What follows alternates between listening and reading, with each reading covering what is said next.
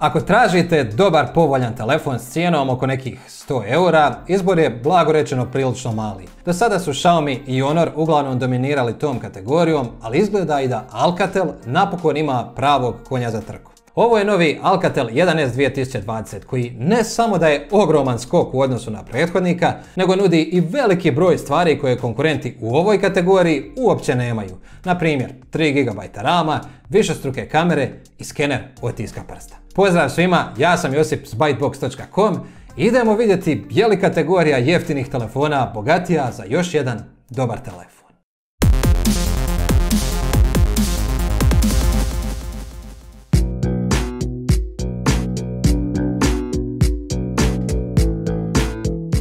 Budući da se Alcatel 1S 2020 prodaje po cijeni od samo 115 eura, jasno je da cilja na nezahtjevne korisnike koji jednostavno žele da im pouzdano radi u osnovnim stvarima. Srećom, prošla su vremena kada je to značilo smiješno male količine memorije i spore procesore, pa tako ovaj model dolazi s čak 3 GB RAM-a, 32 GB interne memorije koja je dodatno proširiva microSD karticama i sposobnim Helio P22 procesorom. Naravno, neće obarati nikakve brzinske rekorde, ali dok god ne koristite više od 4 ili 5 aplikacija odjednom, možete računati na ugodan rad. Ovaj hardware također je dovoljno snažan da na minimalnim detaljima vrti i neke vrlo zahtjevne igre, kao što su Call of Duty Mobile ili PUBG, što često nije slučaj na sličnim telefonima. Naime, upravo tu najviše pomaže taj 1 GB RAM-a više u odnosu na konkurenciju, jer brojne igre zahtijevaju minimalno 3 GB za ugodno igranje. A da ne govorim kako je općenito multitasking puno bolji. Upravo zbog toga nadam se da će 3 GB ubrzo postati standard za telefone u ovoj klasi.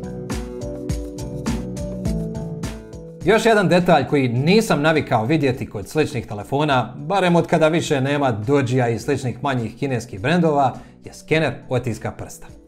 Ovdje ga ima na stražnjoj strani je i radi vrlo pouzdano. I to je sve što se može i treba reći o njemu, što je uvijek dobro kada se priča o skeneru otiska prsta. Ono po čemu se ne razlikuje od sličnih telefona je plastična izrada, no barem je vrlo lagan i iznenađujuće tanak, što ga čini vrlo ugodnim za rukovanje. Kombinirano s relativno modernim dizajnom, meni je ovo možda čak i najljepši telefon u ovoj klasi. Naravno, ljepota i solidan hardware ne vrijede puno bez dobrog zaslona, a ovaj je više nego dobar za ovaj cjenovni rang. Dijagonala mu je 6,22 inča, ima pristojnu HD+ rezoluciju te dobar i kontrastan prikaz boja. Vidljivost na suncu mu je loša, što je bilo za očekivati, a osjetljivost zaslona je dobra i tu nisam primijetio nikakvih problema. Zapravo, jedini dio kod cijelog hardvera koji mi se ne sviđa je glavni zvučnik, koji je vrlo tanak i niske kvalitete, a i glasnoća mu je u najboljem slučaju osrednja. Ako ništa, barem je onaj zvučnik za pozive dobre glasnoće i bez problema se može pričati čak i u malo glasnijim okolinama.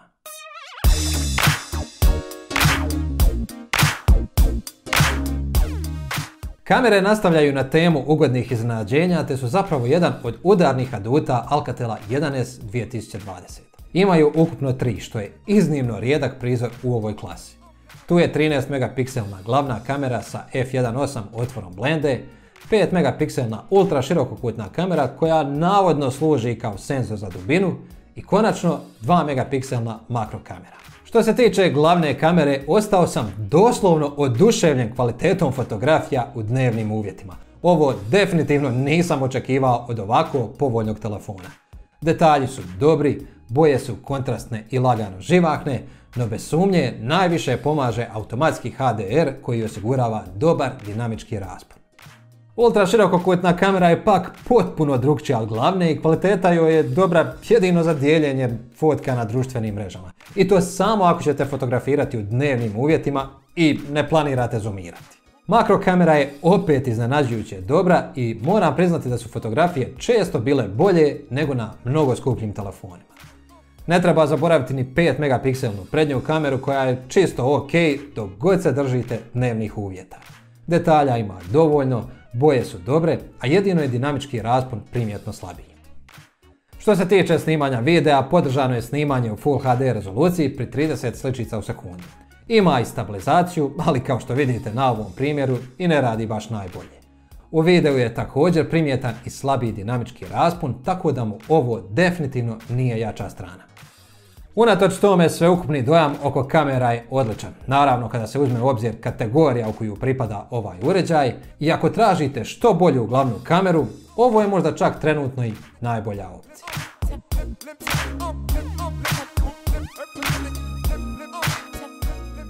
Alcatel 1S dolazi s baterijom kapaciteta 4000 mAh, što je čak i s teškom torturom dovoljno za 7 sati uključenog zaslona. A kada kažem teškom torturom, to doista i mislim. Koristio sam ga kao svoj primarni telefon, što znači da je sinkronizirano 5 e-mail računa, povezan je konstantno na pametni sat, svjetlina je gotovo uvijek na maksimumu, ima mnogo aktivnih aplikacija, čak sam mu i namjerno memoriju gotovo do kraja popunio čisto da vidim kako reagira. Pa ajde je sve momački izdržao. U prijevodu, nekom laganijom ili normalnom upotrebom možete računati na čak 2 dana autonomije, što je pogotovo impresivno jer se Alcatel na kutiji hvali baterijom koja bez problema drži cijeli dan. Djelomične zasluge za bateriju idu i softveru, no to nužno ne znači da je sve oko softverske priče med i mlijeko.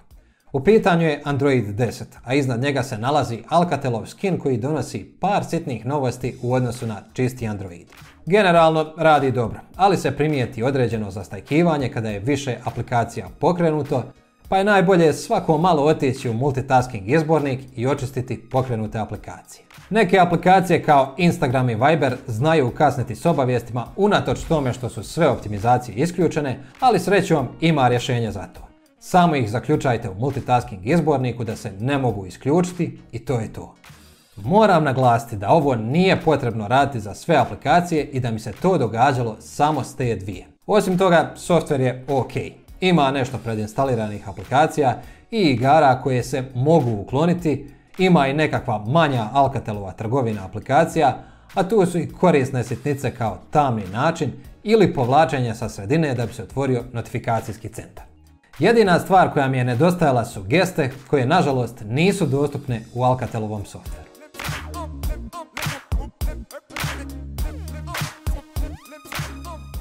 Na kraju mogu samo zaključiti da je kategorija ultra povoljnih telefona doista bogatija za još jedan dobar telefon.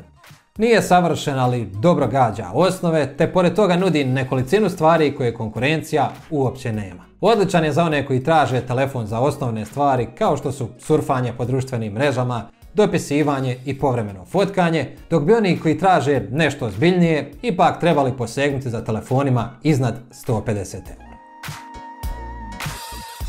I to bi bilo to za danas, nadam se da vam se svidio ovaj video, a ako jest, onda svakako ostavite jedan palac gore, pretplatite se na Bytebox YouTube kanal ako već niste i zapratite nas na portalu i na društvenim mrežama. Ako ste raspoloženi za malo geekovskog druženja, onda nam se svakako pridružite na našem novom Bytebox Discord serveru. Za kraj i obavezno pitanje. Kakav se vama čini Alcatel 1S 2020 i smatrate li da je među boljim opcijama u svom cjenovnom rangu? Čujemo se u komentarima i do sljedećeg puta.